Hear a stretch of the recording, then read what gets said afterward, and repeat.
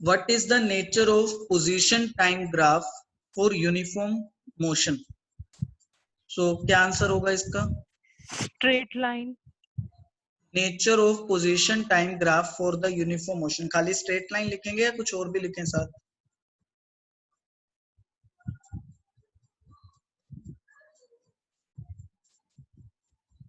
क्या आंसर लिखेंगे हम फर्स्ट का? Please try. Nature of the Motion. Position. हाँ बताओ. Motion is in linear position without any curves. Okay, straight line meaning ये हमारा पोजीशन टाइम ग्राफ. तो यहाँ एक्स आएगा और इस एक्सिस पे हम टाइम लेंगे और हम एक स्ट्रेट लाइन ग्राफ बनाएंगे ऐसे, और ये ग्राफ एक्स एक्सिस के साथ मीनिंग टाइम एक्सिस के साथ कुछ एंगल पर इंक्लाइंड होगा. सो हमें ये लिखना है थ्योरेटिकली इसका nature. So will write nature position time graph xt graph is a straight line inclined to time axis. Straight line inclined to time axis for uniform motion. Straight line inclined to time axis for uniform motion. Answer number 2. So see question number 2. What does the slope of position time graph indicate? Tanish. Velocity. Velocity.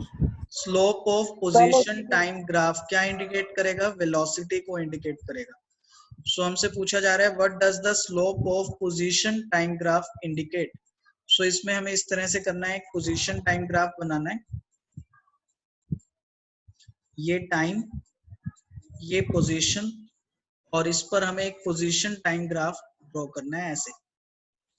अब ये जो इसका angle हो गया theta. अब slope का मतलब मैंने आपको बताया था, स्लोप क्या होता है? Slope is this tangent theta and this tangent theta represents the velocity. ठीक है, सो आप आंसर लिख देंगे slope of position time graph indicates, slope of position time graph indicates velocity.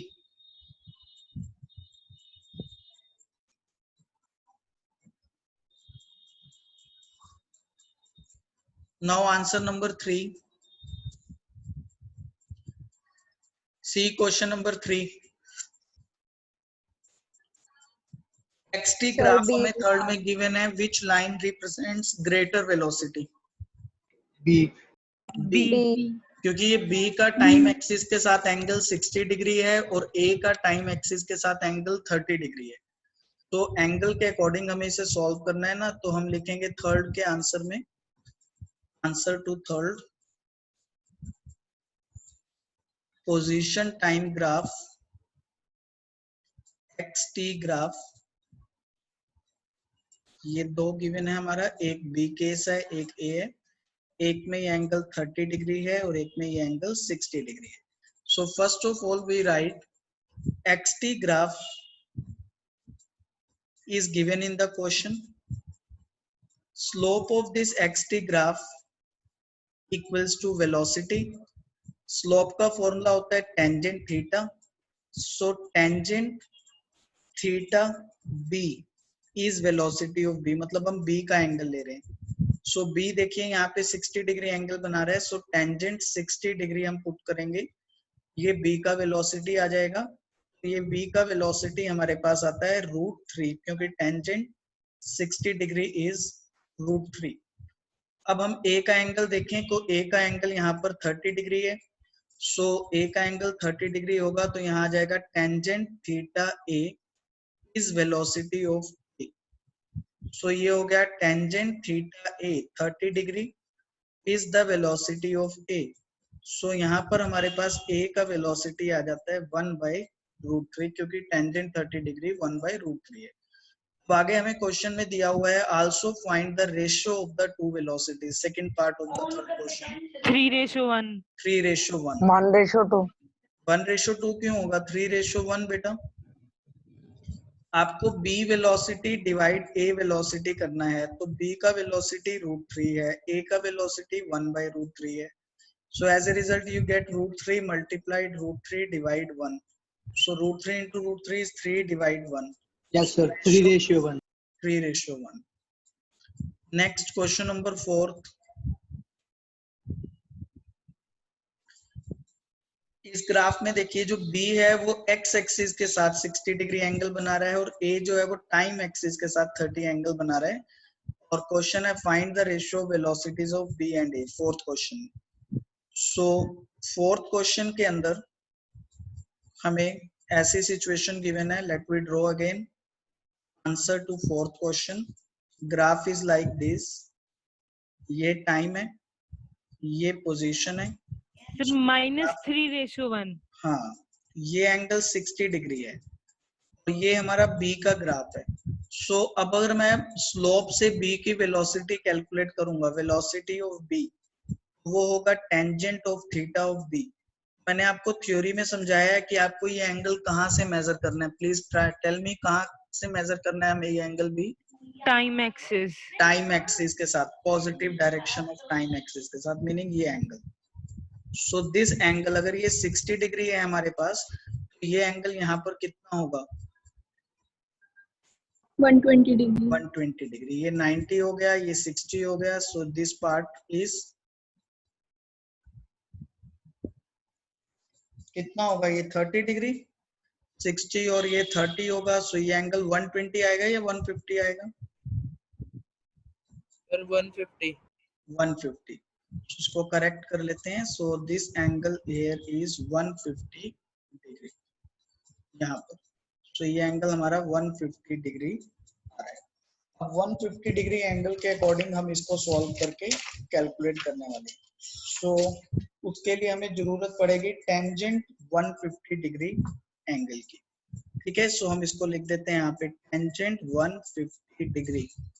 और मैंने आपको बेसिक ऑफ ट्रिग्नोमेट्रिक में समझाया है कि 150 को हम कैसे सॉल्व कर सकते हैं. 180 - 30 लिख सकते हैं. और जब हम 180 एंगल से सब्ट्रैक्ट करते हैं तो tangent function will remain tangent. Tangent 30 हो गया यहाँ पर. और टेंजेंट 30 ये कौन से क्वाड्रेंट में आ रहा है? 150 एंगल सेकंड क्वाड्रेंट. और सेकंड क्वाड्रेंट में टेंजेंट फंक्शन की वैल्यू नेगेटिव होती थी. सो यहाँ हमारा -130 आ गया. ये देखिए इस तरह से हमने क्वाड्रेंट सिस्टम किया था. फर्स्ट क्वाड्रेंट, ये सेकंड क्वाड्रेंट, ये थर्ड क्वाड्रेंट, ये फोर्थ क्वाड्रेंट. आपका 150 डिग्री एंगल आपका सेकंड क्वाड्रेंट में आएगा. और मैंने आपको बताया था after school to college, ASTC. A meaning all positive, S meaning sine positive. So second quadrant में साइन की टर्म पॉजिटिव होती है, लेकिन हमें टेंजेंट की टर्म मिल रही है. टेंजेंट 30 डिग्री हो गया हमारे पास. और यहाँ पर टेंजेंट 30 डिग्री का वैल्यू हमें पता है 1/√3 होता है. तो इसको हम लिख सकते हैं -1/√3. ये हमारे पास B का वेलोसिटी आ गया. अब हमें A का वेलोसिटी कैलकुलेट करना है. A का जो एंगल था यहाँ पर देखिए, A का ग्राफ इस तरह गिवन है. ये यहाँ से ऐसे जा रहा है, ब्लैक लाइन मैंने दिखाया है A का ग्राफ. और ये एंगल आपको क्वेश्चन में शायद 60 डिग्री गिवन है A के केस में. Fourth question that we see again question. So ये आपको 30 डिग्री गिवन है. Sorry 30 degree. So now the velocity of A, we can find velocity of A, VA. It is tangent theta of A. और A का जो angle है वो positive time axis के साथ 30 डिग्री है. तो टेंजेंट 30 डिग्री होता है 1/√3. तो 1/√3 हमारे पास A का वेलोसिटी आ गया और B का वेलोसिटी है -1/√3. सो अब हमें इन दोनों को करना होगा divide, get the ratio. So velocity A divide velocity B, it is 1 divide √3 multiplied -1 divide √3. so this is -1:1 ratio. Negative में हमारा एक वेलोसिटी आ रहा है और एक वेलोसिटी पॉजिटिव में आ रहा है. Any doubt in this fourth question? No, sir. Now question number 5 is very important. So please see this question number 5. Draw the xt graph when objecting uniform motion for following cases. So can any one of you tell me what does this x node means? ये जो zero इसके साथ नीचे लिखा हुआ है इसको node बोलते हैं. सो क्या आप मुझे बता सकते हैं ये x0 या x0 क्या है, किसको रिप्रेजेंट कर रहा है यहाँ पर?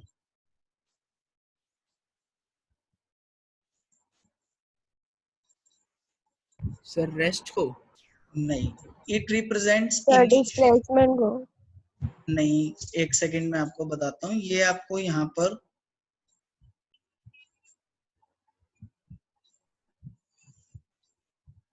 अच्छा, ठीक, हाँ हाँ ठीक है।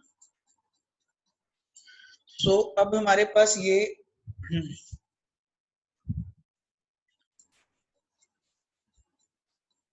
ठीक है, तो यहाँ पर ये हमारे पास इस तरह से ग्राफ आ जाएगा, x not positive, v negative.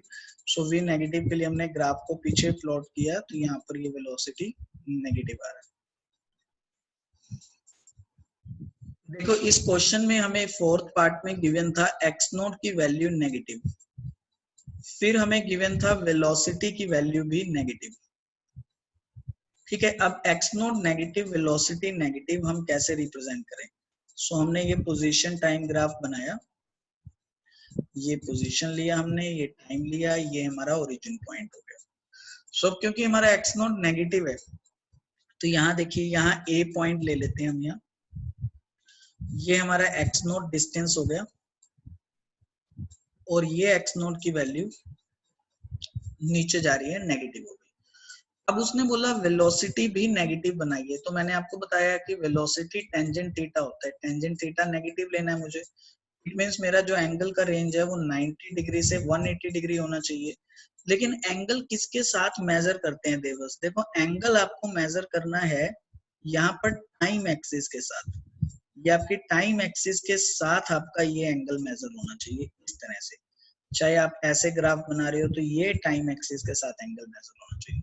सो अब मुझे कुछ ऐसा ग्राफ को बनाना है कि मेरी वेलोसिटी की वैल्यू नेगेटिव आए, मीनिंग एंगल 90 से 180 डिग्री में है। सो मैंने ग्राफ को ऐसे यहाँ से इस तरह प्लॉट कर दिया। मुझे शो करना है कि मेरा ये एंगल नेगेटिव है, तो मैं कैसे शो करूंगा? मैं इस ग्राफ को, ये जो मैंने ये जो ग्राफ बनाया है, लाइन बनाई है ए बी, इस लाइन को मैं अगर बैक प्लॉट करके देखूं, टाइम एक्सिस के पास ले जाके देखूं कि वहां कैसा ये बिहेव कर रहा है। ये देखिए मैंने इसको बैक प्लॉट कर दिया। मैंने यहाँ पे देखा कि टाइम एक्सिस के साथ इसका जो एंगल है वो एंटी क्लॉकवाइज डायरेक्शन में ये बन रहा है हमारा, और हमारे को क्लियरली शो हो रहा है कि ये वाला हमारा एंगल 90 से 180 के बीच में है। इसके कारण इस ग्राफ का जो स्लोप होगा वो टेंजेंट थीटा करने पर नेगेटिव आएगा बेटा, उसका टेंजेंट थीटा स्लोप नेगेटिव होगा, और नेगेटिव स्लोप मीनिंग आपकी वेलोसिटी नेगेटिव आएगी। Now any doubt in this?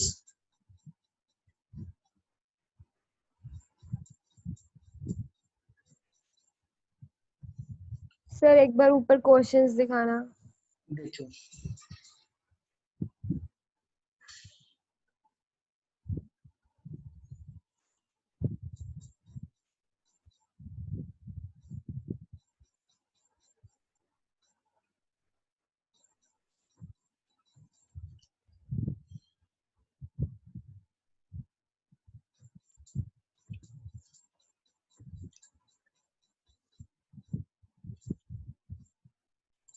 a final speed of 20 meter per second after a time of suppose 10 second. Okay, so fourth case is a bus moving initially with a speed of 10 meter per second and have a final speed of 5 meter per second after a time of 10 second, और ये दोनों cases में motion एक straight line motion है।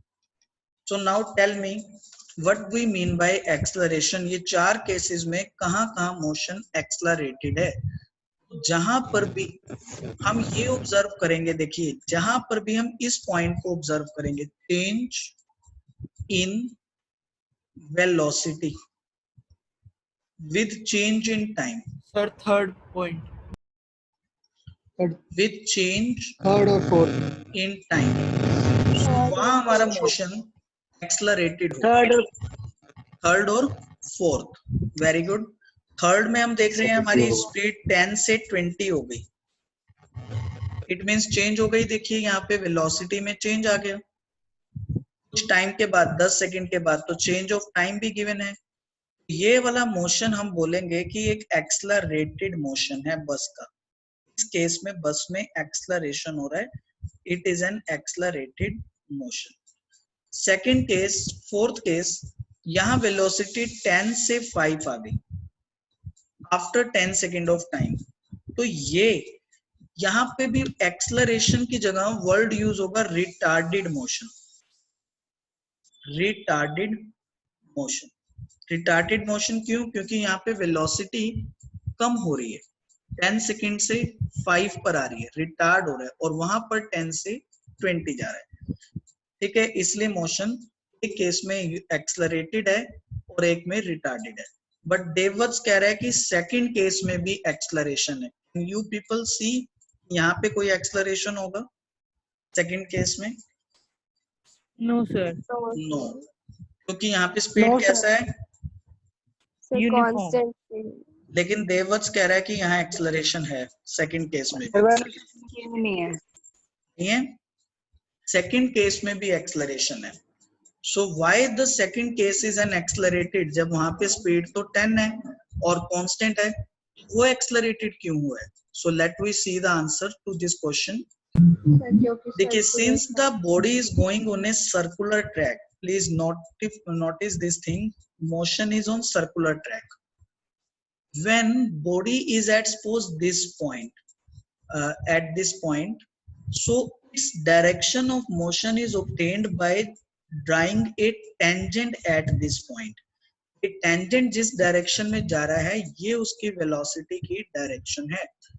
ठीक है, अगर वही पर्सन इस सर्कुलर ट्रैक के इस बी पॉइंट पे पहुंच जाता है, सो अगर हम सॉरी यहाँ ए पॉइंट पे आ जाता है, तो अगर हम ए पॉइंट पे टेंजेंट ड्रॉ करेंगे, this tangent, it is going in a different direction, so you can see there is change of direction at every point of the motion. When body is on a circular track, there is change of direction at every point of this motion. There is change of direction at every point of this motion. So as a result of change of direction, there is also change in velocity. Why the velocity changes with change in direction? You all have understand. देखिए, Sir, because velocity is vector quantity. vector quantity, good. We have studied that velocity is a vector quantity, vector, and these vectors have magnitude and vectors have directions. So vector can change due to change of magnitude and vectors can change due to change of direction. Now my example number 3 and 4. There is no change in direction as motion is in a straight line.